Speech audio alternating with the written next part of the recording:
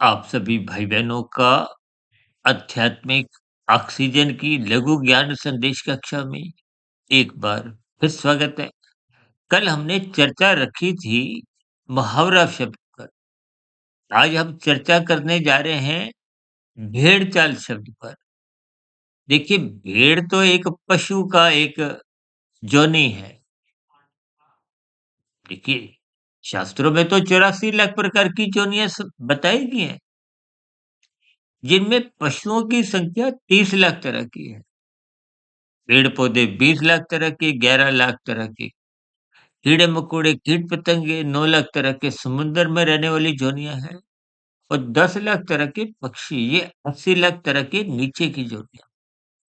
उन्हीं पशु जोनियों में ही एक भेड़ एक जोनी है।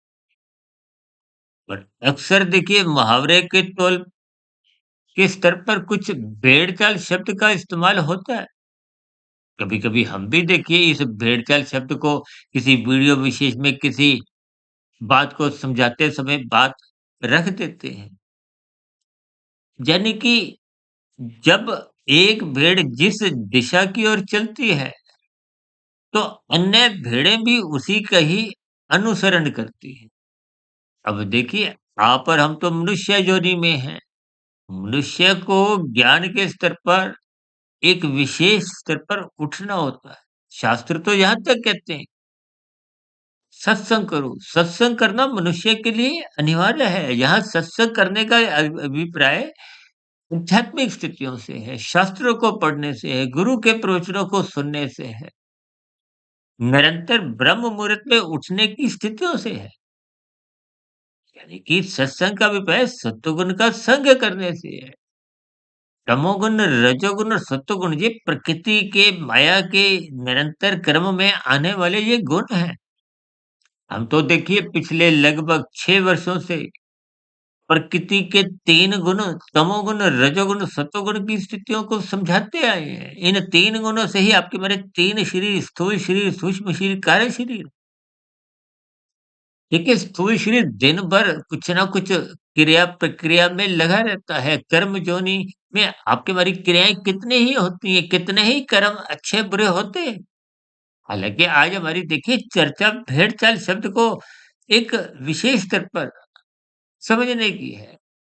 ताकि हम बिना सोचे-समझे एक भेड़-चाल का हिस्सा नहीं बने।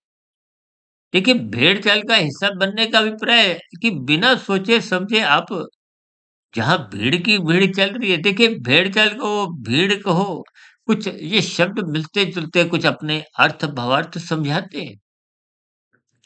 क्योंकि कुंभ के मेले में देखिए हज़ारों नहीं, लाखों नहीं, करोड़ों की भी बहुत अधिक गहरी संख्या एक आस्था के साथ-साथ कुछ भ्रममय स्थितियों में भी देखिए वहाँ एक स्नान डुबकी लेने के उद्देश्य से गए। हालाँकि मेरा देखिए आध्यात्मिक ज्ञानात्मक चैनल है, हम आध्यात्मिक विषयों को तर्क संगत विशेष स्तर पर शास्त्र सम्मत स्थितियों पर कुछ विचार रखते हुए कुछ स्थितियों पर प्रकाश डालते हैं, ताकि आपके हमारे जीवन में शास्त्रों का यथार्थ ज्ञान, वास्तविक ज्ञान समझ में आ जाए। बहुत सी बातें देखिए एक किसी लक्ष्य को साधते हुए बोल दी जाती है। उन सभी स्थितियों के अर्थ भावार्थ आपको हमें समझने होते हैं। इसलिए हम सभी भाई-बहनों को अपने मिले हुए जीवन में श्रद्धापूर्वक सत्संग करते हुए अपनी ज्ञान में सात्विक स्थिति को मजबूत करना है, ताकि शास्त्रों का ज्ञान विज्ञान जो बहुत ही क्रमबद्ध गुण तब स्थितियों में समझाया गया है, उनको आप और हम समझें। गीता में तो स्वयं भगवान श्री कृष्ण जी ने यहाँ तक कह दिया कि प्रकृति के 3 गुणों का ज्ञान विज्ञान बहुत ही गुणतम स्थिति है। गीता के 13वें-14वें अध्याय में इन सभी स्थितियों पर प्रकाश डाला गया है। इसलिए मेरी आप सभी भाई-बहनों से हाथ जोड़ के विनती है, अपने मिले हुए जीवन का सदुपयोग करते हुए, जैसे हम भौतिक शिक्षा में तर्कपूर्वक स्थितियों पर एक विशेष महत्व देते हैं, उसी तरह सात्विक स्थितियों पर संतों पे आस्था रखो, गुरु के प्रवचनों को श्रद्धापूर्वक सुनो, ब्रह्म मुहूर्त में उठो। इन सभी स्थितियों को आप जितना-जितना ज्ञानपूर्वक समझते जाओगे, उतना-उतना आपको परमात्मा के मार्ग पर चलने की एक प्रेरणा मिलेगी। इसको कर्मफल सिद्धांत की स्थितियों से भी समझना होगा और परमात्मा की एक विशेष स्थितियाँ।